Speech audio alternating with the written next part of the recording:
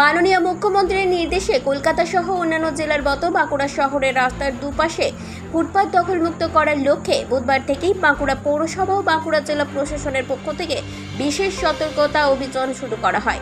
এই অভিযানে ছিলেন বাঁকুড়া পৌরসভার chairman Alaka Sen Majumdar, vice chairman Hiralal Chattaraj, Bankura Sadar থানার আইসি সুজয় তুঙ্গে, এছাড়াও বিভিন্ন প্রশাসনিক আধিকারিকেরাও। শহরের ফুটপাতের ওপরে যেসব ব্যবসায়ীরা ফুটপাত দখল করে ব্যবসা করছেন তাদেরকে শহরের কলেজ মোড়ের কাছে কৃষক বাজারে বিকল্প প্রচুর সরকারি জায়গা রয়েছে, সেখানে তাদেরকে ব্যবসা করার জন্য সরে যেতে অনুরোধ জানানো হয় এবং অবিলম্বে তারা যেন ফুটপাত খালি করেন, নচেত পৌরসভা ও জেলা প্রশাসনের পক্ষ থেকে আইনিভাবে কঠোর ব্যবস্থা নেওয়া হবে। আবেদন নিয়ে এসেছি আমি আছি, ভাইস চেয়ারম্যান আছে, আইসি সাহেব আছে, আমাদের জেলা প্রশাসনের পক্ষ থেকে আধিকারিকবৃন্দ রয়েছে, আমার সিআইসি রয়েছে,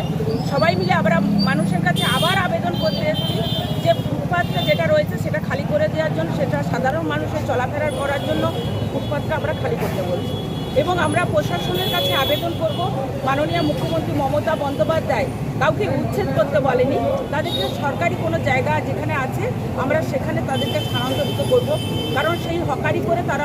তার পরিবারটাকে নির্বাহ করে, তার জীবন জীবিকা সেই হকারের যে বিক্রি হয় সেই বিক্রি করে তার পরিবারটাকে চালায়। সেজন্য আমরা চাইব যেখানে আমাদের সরকারি কিষাণ মান্ডি বড় একটা জায়গা পড়ে রয়েছে, তারা যারা ফুটপাতের উপরে ব্যবসা করছে তারা যেন ইতিমধ্যেই কিষাণ মান্ডিতে যায়, নাহলে প্রশাসনের পক্ষ থেকে ব্যবস্থা করতে পারে। বাঁকুড়া থেকে মোহাম্মদ শাহজাহান আনসারীর রিপোর্ট, 99 নিউজ বাংলা।